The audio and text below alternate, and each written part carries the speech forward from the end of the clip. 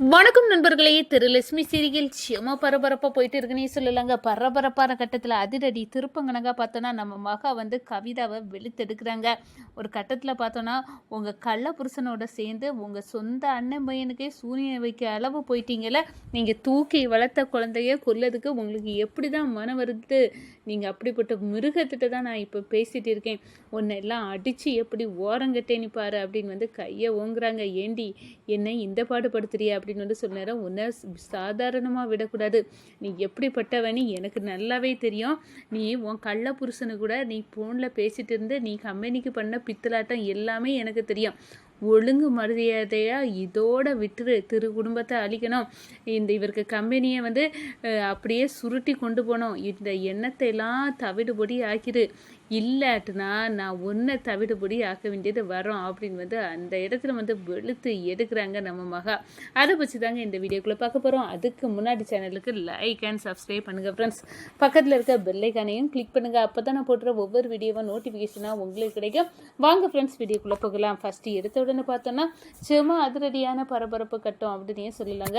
பரபரப்பான கட்டத்தில் நம்ம பார்த்துட்டு இருக்க நேரம் தான் அழகாட்டு பார்த்தோன்னா நம்ம மகா திருவுக்கு தன்னோட மூச்சை கொடுத்து அப்படியே மூச்சை கொடுக்குறாங்க அப்படின்னே சொல்லலாம். நம்ம திருவை அப்படியே கண்ணு முடிக்கிறாங்க. நம்ம மகாவை பார்க்குறாங்க. என் மகா என்னை காப்பாற்றிட்டா அப்படின்னு அந்த இடத்துல நம்ம மகா எலுமுக சார் போவோம் அப்படின்னு எழுப்பி கூட்டிகிட்டு போகிறாங்க. இந்த சைடு பார்த்தோன்னா நம்ம கவிதாவுக்கு நியூஸ் கிடச்சிருது.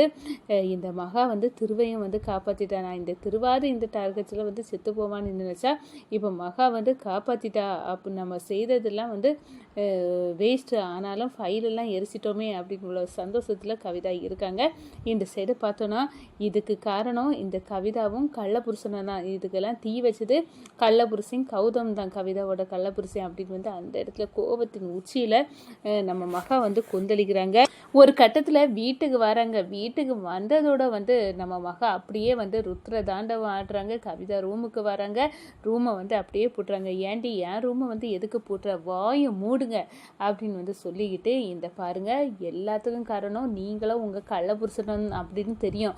நீங்கள் கம்பெனியில் பண்ணக்கூடிய பித்தலாட்டத்தை திவ்யாக்காவும் அவரும் சேர்ந்து கண்டுபிடிச்சிட்டாங்கன்னு சொன்னோன்னே எல்லா ஃபைலையும் எப்படி டெலீட் பண்ணணும்னு தெரியாமல் அவ்வளோத்தையும் சேந்தால கொளுத்தி அழிச்சிடலாம் அப்படின்னு தானே பார்த்தீங்க. உங்கள் பித்தலாட்டத்தை நான் விட போகிறதில்ல. நீங்கள் செய்தது தான் அப்படின்னு எனக்கு தெரியும். நீங்கள் உங்கள் கள்ள புருஷன் கூட ஃபோனில் டீலிங் பேசிட்டு இருந்ததை நான் கேட்டேன்.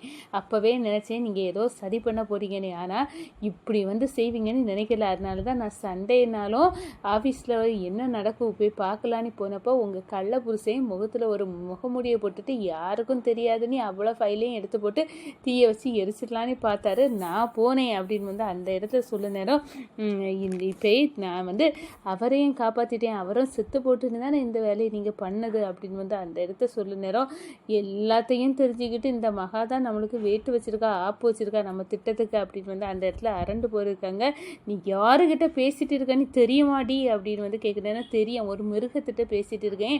சொந்த அன்னை பையன் தூக்கி வளர்த்த பையனை கொல்லதுக்கு திட்டம் போட்ட ஒரு மிருகத்திட்ட இருந்து பேசிட்டு இருக்கேன்.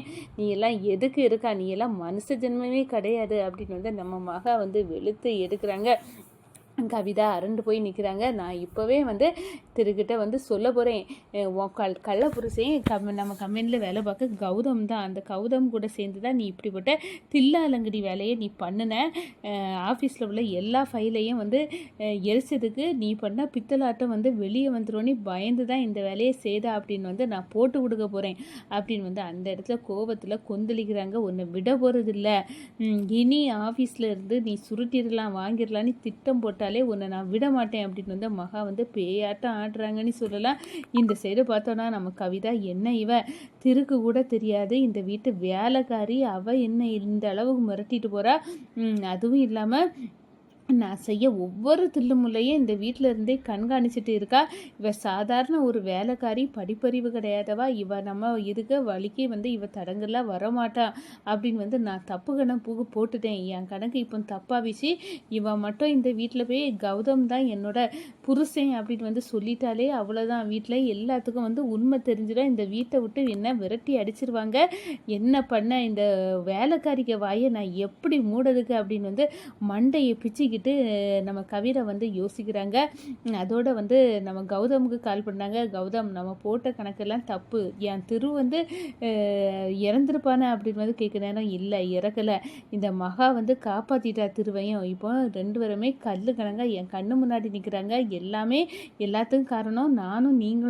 உள்ள ரகசியம் இந்த மகாவுக்கு தெரிஞ்சிட்டு அவள் வந்து கரெக்டாட்டு என்கிட்ட வந்து கேட்டுட்டு போகிறா. இந்த விஷயத்த இப்போவே நான் திருவிட்ட சொல்லுவேனே, மிரட்டிட்டு வேற போகிறா அப்படின்னு வந்து சொல்ல நேரம், இப்போது இந்த வேலைக்காரியை வந்து எப்படி வந்து மடக்கறி. இப்போ அழகாக நம்ம இந்த திருவை வந்து போட்டு தள்ளியிருக்கலாம். அப்போ இப்போ கூட வந்து இவ தான் வந்து தடுத்து நிப்பாட்டியிருக்கா அப்படின்னு வந்து அந்த இடத்துல கோபத்தில் கொந்தளிக்கிறாங்க. இப்போ எனக்கு இருக்க பயம் எல்லாம் நானும் நீங்களும் வந்து கணவன் மனைவி அப்படின்னு உள்ள விஷயத்த வந்து இந்த திருக்கிட்ட வந்து இவ போட்டு கொடுத்துறாளோன்னு எனக்கு பயமாக இருக்குது அப்படின்னு வந்து அந்த இடத்துல நம்ம கவிதா வந்து அப்படியே வந்து அரண்டு போய் நிற்கிறாங்க, மிரண்டு போய் நிற்கிறாங்க.